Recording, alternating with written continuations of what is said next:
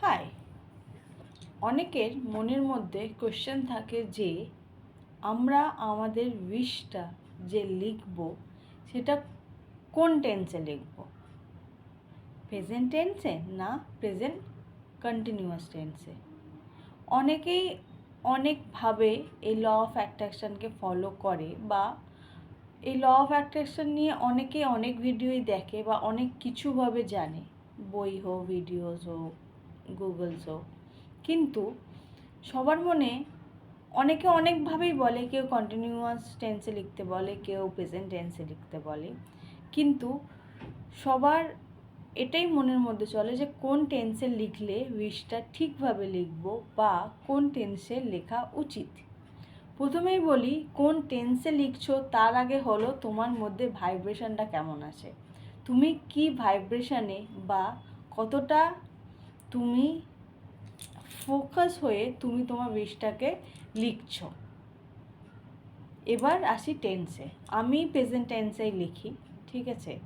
যেমন ধরো যে কোনো কিছু হতে পারে, ধরো কোনো পেন হলো বা কোনো বুক হলো, কিছু একটা, যে এই বইটা আমার কাছে আছে। তুমি যখন কোনো বই ম্যানিফেস্ট করছো, সামান্য কিছু, আমি নর্মাল একটা বই নিয়েই বলছি, কোনো বই বা কোনো রাইটারের বই তুমি অনেক দিন ধরে চাইছো, পাচ্ছো না, বা সেটা নিয়ে লিখছো, তখন তুমি যদি লেখো যে এই বইটা আমার কাছে আছে, আছে মানে কি, ওটা তোমারই, তোমার কাছেই আছে, তাই তো। প্রেজেন্ট টেন্স মানে এটাই হয় যে আমার কাছে এই বইটা আমার কাছে আছে, মানে বইটা আমারই, এটা আমার কাছে আছে। এবার যদি আমি এটা প্রেজেন্ট কন্টিনিউয়াস টেন্সে লিখি যে এই বইটা আমার কাছে আসছে, তার মানে কি, আমার কাছে এই বইটা এখন নেই, আসছে।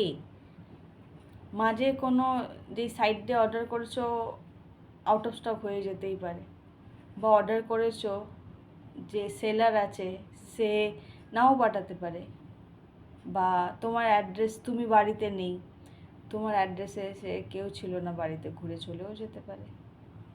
তুমি বিষয়ে কী লিখছো, এই বইটা আমার কাছে আসছে। কোনো একটা পয়েন্টে গিয়ে মনে হতে পারে যে আসছে আমার কাছে, কিন্তু এখন এটা নেই, যেটা আমি বললাম। তো কোনো ম্যানিফেস্টের ক্ষেত্রে বা কোনো উইশ যখনই তুমি লিখছো, সেখানে 1%ও যদি তোমার মনের মধ্যে এই ডেসপারেটটা আসে বা এই খুঁতটা চলে আসে, যাকে বলে আর কি, যে আমার কাছে এখন এটা নেই বাট আসছে, এই এখন এইটা নেই মানে তুমি, তোমার মনের মধ্যেই সেই ফিলিংসটা আসছে যে এখন তো আমার কাছে এটা নেই।